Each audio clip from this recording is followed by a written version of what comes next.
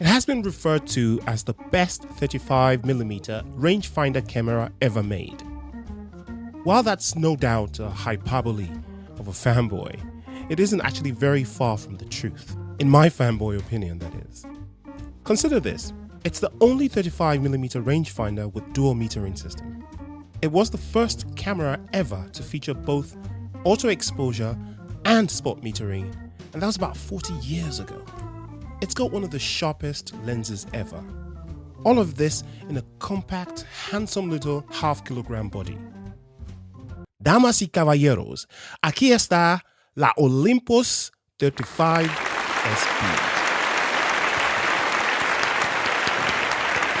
Alright, where do I even start?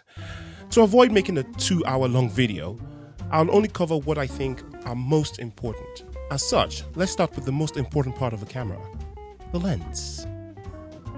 Olympus avoided the whole 35mm, 50mm rivalry by aiming right for the middle at 42mm, aka a perfect normal. It's a very fast f1.7 lens with 7 elements and 5 groups. What? Yeah, exactly. Most of the controls on this camera are on or around the lens. There are 3 rings, 2 of them being multipurpose depending on the exposure mode selected. From the front, the first is the shutter speed selector. There's also the EV range indicator. Shutter speeds are B, 1, 2, 4, 8, 15, 30, 60, 125, 250, and 500. 1/500th of a second isn't available though in auto mode. The second ring in the middle is the aperture ring. It also serves as the flash guide numbers. Apertures are f1.7 to f16 in manual mode and up to f22 in auto. Next to the ring is a little self-timer lever, which gives you about 9 seconds to prepare. The third ring, which is the closest to the camera body, is the focusing distance scale. To take a photo in full automatic mode, just set both shutter speed and aperture rings to A. Then all you have to worry about is the focus, which is done via the third ring. There is a focusing lever on the third ring which makes moving it easier. The focus throw is short, which makes focusing very, very fast indeed. The light meter. Well, the metering on the SP is a big deal. It comes with 2 metering modes. The default is center weighted. It's a CDS metering system. To use spot metering, then press the spot button at the back of the camera and keep it pressed till the photo is taken. If you release the button, the camera will revert to center weighted metering. Either metering mode can also be locked by pressing the shutter release button halfway. You can then recompose your shot as desired. In full manual mode, the camera still reads exposure and displays it in the viewfinder. This is because the meter is continually reading. There is no way though to turn this off except by covering the lens gap, which is very advised, otherwise you run out of battery really quickly.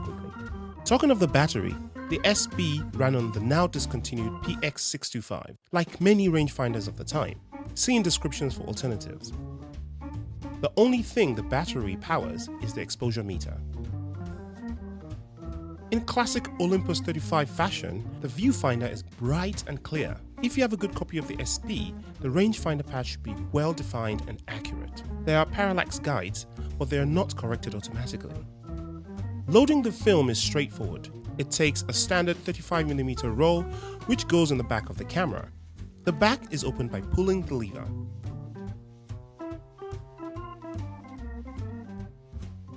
The tip of the film goes between the spindle on the right, the sprockets engage the gears, and then you can wind the film advance crank once and close the back.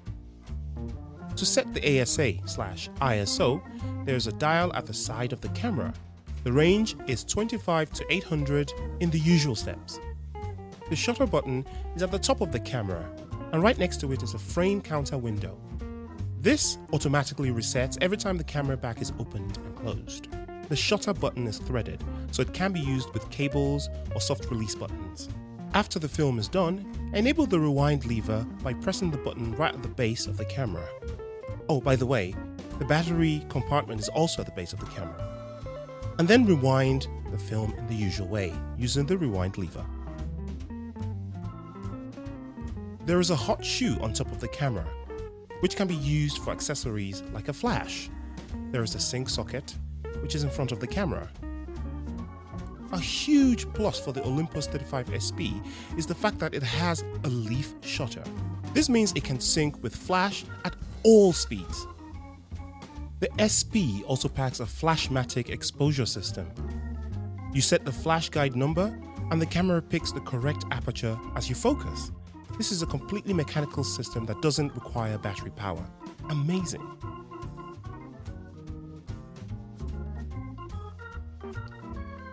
Okay, so I've used a number of Olympus rangefinders with positive results. I'm glad to report that the SP does not disappoint. I find the handling very, very good indeed. Setting the shutter speed and the aperture and all of that isn't quite as seamless as with the RC or even the OM1 SLR.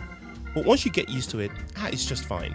What feels better than the RC and the OM though is the shutter button. It's very confident, but very quiet. So quiet in fact that it permits me to take photos so close to some people without getting any reaction at all. I also quite enjoy the 42mm focal length for street photography. When I look through the rangefinder, it's pretty much what I'm looking at in my head before I put the camera to my eye. So I find I don't have to zoom with my feet so much. The photos themselves are just joyful.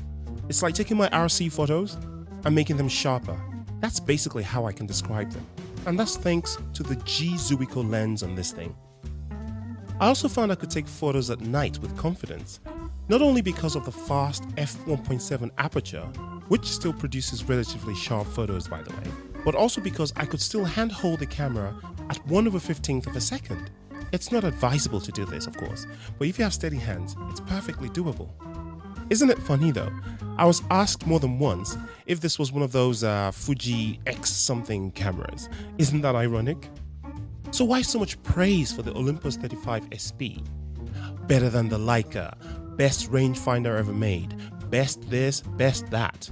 Well, it's got so much going for it. Fast focusing is one. It's probably the fastest focusing rangefinder I've ever used. The leaf shutter, it's quiet with virtually no shake. The meter, that's a big one, with its dual mode, and it meters even in manual mode. By the way, this isn't always a good thing. There is no indication that you are in manual mode. So you may think you're in auto and be in manual. That wouldn't be a good thing, I don't think. The meter is also not TTL, which means if you use a filter or something like that, you have to compensate for it yourself. So the fact that you can see the exposure in the viewfinder doesn't mean you're actually correctly exposed. There is no indication of shutter speed or aperture of any of that, just the EV reading. Those last 2 points, the SP's behind is severely kicked by the Olympus 35RC, if I may say. Apart from that, it destroys virtually any other film rangefinder, including Leica's, spec for spec, and particularly the Leica at 1/1,000,000th of the price. So what's the deal with that?